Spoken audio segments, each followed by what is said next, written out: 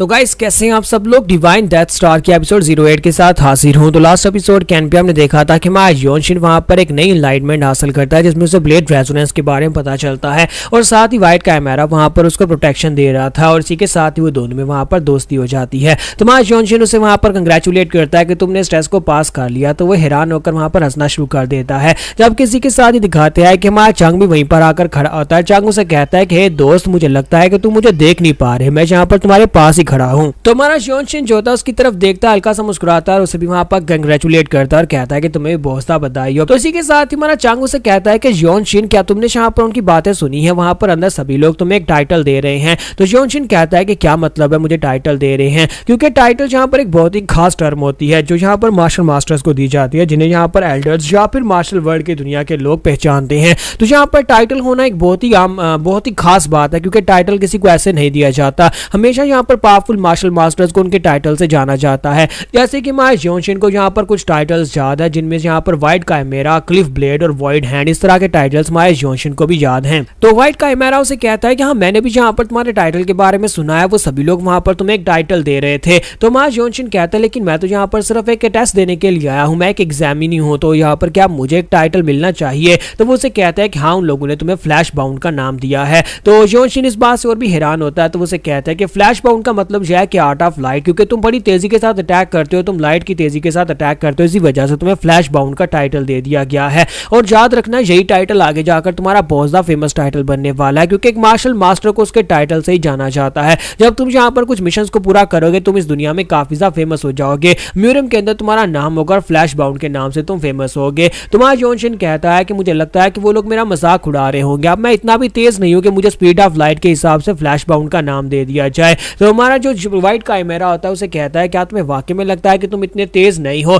क्या तुम्हें लगता है कि मैं वहां पर ऐसी हार मान ली थी? नहीं, तुम वाकई में बहुत ज्यादा तेज हो। हमारा योनशिन अंदर ही अंदर वहां पर सोच रहा होता है कि हमारी जोंग फैमिली में मुझे नहीं लगता कि कभी किसी को कोई टाइटल मिला होगा। मैं इकलौता ऐसा इंसान हूं जिसे यहाँ पर जोंग फैमिली में एक टाइटल मिला है, और हो सकता है कि मेरी पूरी की पूरी जिंजी काउंटी के अंदर किसी को टाइटल ना मिला हो और मैं पूरी काउंटी के अंदर अकेला इंसान हूं। तो इसी के साथ ही अब यहाँ पर आखिरी टेस्ट की बारी है, सभी लोगों को इकट्ठा किया जाता है और उन सभी से कहा जाता है अब जबकि तुम सभी लोग यहाँ पर सेकंड टेस्ट को पास करके आए हो, इससे पहले कि तुम सभी लोगों को रूइन फोर्ट्रेस के डिसाइपल्स बनाया जाए, तुम्हें यहाँ पर एक आखिरी टेस्ट पास करना होगा। तो सभी लोग काफी ज्यादा एक्साइटेड लग रहे होते हैं। तो वहां पर एक बहुत ही बड़ी बिल्डिंग होती है, एक बहुत ही ऊंची बिल्डिंग होती है जिसके टॉप फ्लोर के ऊपर इस सेक्टर की मास्टर बैठी हुई है। तो उन सभी से कहा जाता है कि तुम्हें यहाँ पर रूइन फोर्ट्रेस लॉर्ड के साथ जाकर बात करनी है, वो तुम्हारा इंटरव्यू लेंगे। अगर तुम फेल हो गए तो फिर तुम फेल हो गए, तुम्हें यहाँ पर अगली बार ट्राई करना होगा। तुम्हें सीढ़ियां चढ़ते हुए सबसे टॉप फ्लोर के ऊपर जाना है। तो जैसे ही वहां पर पहला बंदा जाता है, थोड़ी देर के बाद लटके हुए चेहरे के साथ उदास वहां पर से आता है। सभी लोग उससे बात करने की कोशिश करते हैं, लेकिन वो किसी से कोई बात नहीं करता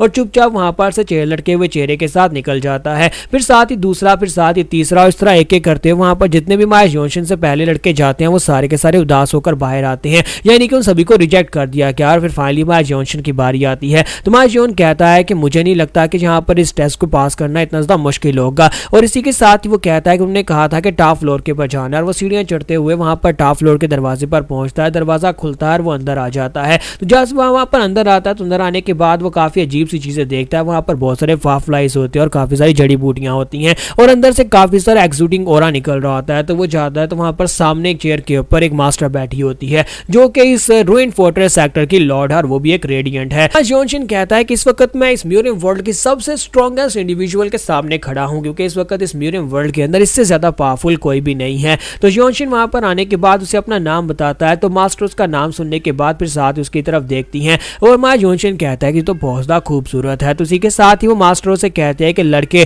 तो तुम्हारी बॉडी के अंदर उस बच्ची का ब्लड है। तो मां योनशिन कहता है कि क्या मतलब है कि मेरे अंदर उसका ब्लड है, और साथ ही वो सोच रहा था कहीं से मेरी मां के बारे में पता तो नहीं है। तो इसी के साथ ही लॉर्ड जो होती है वहां पर उसकी तरफ घूर कर देखती है। तो साथ ही उसे कहती है मुझे पता है कि तुम मेरी बातों को अच्छी तरह से समझ रहे हो, लेकिन इसके बावजूद तुम इस बात को एक्सेप्ट करने को तैयार नहीं हो। तो मां योनशिन उसकी बात सुनने के बाद कहता है कि जी ये बात वाकई में सच है, मैं प्रीवियस हेड है जो कि डिवाइन ब्लेड ऑर्डर के प्रीवियस हेड थे, मैं उनका पोता हूं। तो इसी के साथ ही मास्टर उसे कहते हैं कि हाँ, तुम्हारा दादा वो मेरे लिए एक बच्चे की तरह ही है, लेकिन वो कुछ ज्यादा स्ट्रॉबर्न था और मुझे लगता है कि बहुत ही जल्दी वो एल्डर्स की काउंसिल को ज्वाइन कर लेगा। फिर साथ ही उसे कहती है कि तुम्हें यहाँ पर चोट लगी है और तुम्हारी फैमिली को भी। तो हमारा योन उसे कहता है जी ये बात वाकई में सच है कि हमारी फैमिली को बहुत ही बुरी तरह से नुकसान पहुंचा और हमारी फैमिली जो है वो बुरी तरह से बर्बाद हो चुकी है, लेकिन आपके लिए लिए ये सिर्फ और सिर्फ एक ट्रिवियल फैमिली मैटर है, आपको बिल्कुल परेशान होने की जरूरत नहीं है और ना ही मैं यहाँ पर आपसे कोई मदद मांगने के लिए आया हूँ, क्योंकि ये फैमिली प्रॉब्लम है तो हम लोग खुद अपनी फैमिली प्रॉब्लम को हल कर सकते हैं। तो लॉर्ड उसे कह दिया कि मुझे यहाँ पर तुम्हारे चेहरे से और तुम्हारी फीलिंग से पता चल रहा है कि तुमने यहाँ पर किस तरह से उस दर्द को अपने अंदर छुपा कर रखा हुआ है। तुम्हारी उम्र 15 साल होने वाली है, मैं सब कुछ यहाँ पर देख पा रही हूँ। साथ ही उसे कहते हैं लेकिन एक बात तुमने बिल्कुल ठीक कही, क्योंकि मैं एक आउटसाइडर हूँ और जो तुम्हारी अपनी फैमिली का मसला और तुम यहाँ पर अपनी फैमिली का मसला खुद निपटाना चाहते हो,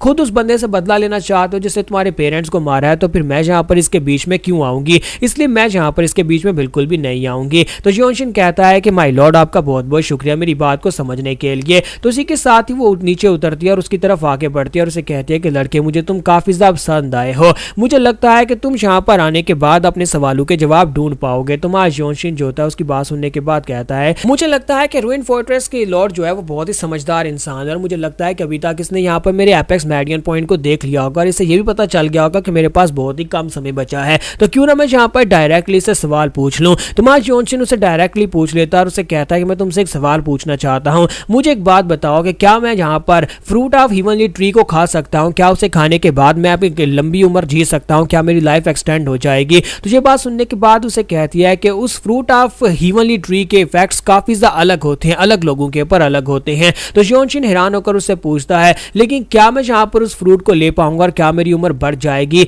तो इसी के साथ ही उसे कहती है कि हाँ तुम्हारी उम्र बढ़ जाएगी अगर तुम उस फ्रूट को हासिल कर लेते हो और उसे खा लेते हो। तो योनशिन कहता है मुझे एक सवाल का जवाब दो, क्या मैं उस फ्रूट को हासिल कर सकता हूँ। तो उसे कहते हैं ये तो डिपेंड करता है कि क्या तुम इस लायक हो कि तुम उस फ्रूट को हासिल कर सको। तो योनशिन फिर साथ उसे कहता है मुझे लगता है कि इतना मेरे लिए काफी है, आपका बहुत बहुत शुक्रिया। साथ उसे वहां पर ग्रीट करता है, फिर साथ उसे कहता है अब मुझे एक बात बताएं कि क्या आपने यहाँ पर मुझे सिलेक्ट कर लिया, क्या मैं रूइन फोर्ट्रेस सेक्टर का डिसाइपल बन गया हूँ। तो उसी के साथ ही लॉर्ड आगे से हंसना शुरू कर देती है और उसे कहती है हाँ हाँ क्यों नहीं, अब तुम जा सकते हो। मुझे लगता है कि बहुत ही जल्दी तुम डिवाइन ब्लेड ऑर्डर के नए फ्यूचर हेड बनने वाले हो। तो आज योनशिन उसकी बात सुनने के बाद उसकी तरफ घूर कर देखता है, फिर साथ ही वहां पर से पीछे मुड़ जाता है और वापिस आते वक्त वो सोच रहा होता है कि इसने यहाँ पर ऐसा क्यों कहा, क्या ये मेरा मजाक उड़ा रही थी कि मेरे दादाजी भी कभी यहाँ पर इस ऑर्डर के लीडर हुआ करते थे, तो क्या ये चाहती है कि मैं भी यहाँ पर इस ऑर्डर का फ्यूचर लीडर बन जाऊं, या फिर ये चाहती है मेरे लिए एक शर्त की तरह है, ये मेरे लिए एक कंडीशन की तरह है कि मुझे फ्रूट ऑफ हीवनली ट्री तभी मिलेगा जब मैं यहाँ पर ऑर्डर का लीडर बन जाऊंगा, यानी कि मुझे ऑर्डर का कैप्टन बनना होगा। हमारे योनशिन के पास एक टारगेट है, उसे आर्मी का लीडर बनना है, अगर वो लीडर बनता है तभी उसे यहाँ पर वो फ्रूट मिल पाएगा और वो अपनी लाइफ को एक्सटेंड कर पाएगा। तो आज योनशिन वहां से बाहर आ जाता है और वो टेस्ट को पास कर लेता है और उसके बाद यहाँ पर टोटल 4 कैंडिडेट्स होते हैं जो कि तीसरे टेस्ट को पास करते हैं और एक एल्डर उन सभी को लेकर उनके मेन फोर्ट्रेस की तरफ जा रहा था जहां पर उनके घर होते हैं, उनके क्वार्टर्स होते हैं। और साथ ही एल्डर सोच रहा था कि इस बार तो सिर्फ 4 ही बच्चे टेस्ट को पास कर पाए हैं, लेकिन लगता है कि इनमें से कुछ एक्स्ट्रा ऑर्डिनरी हैं।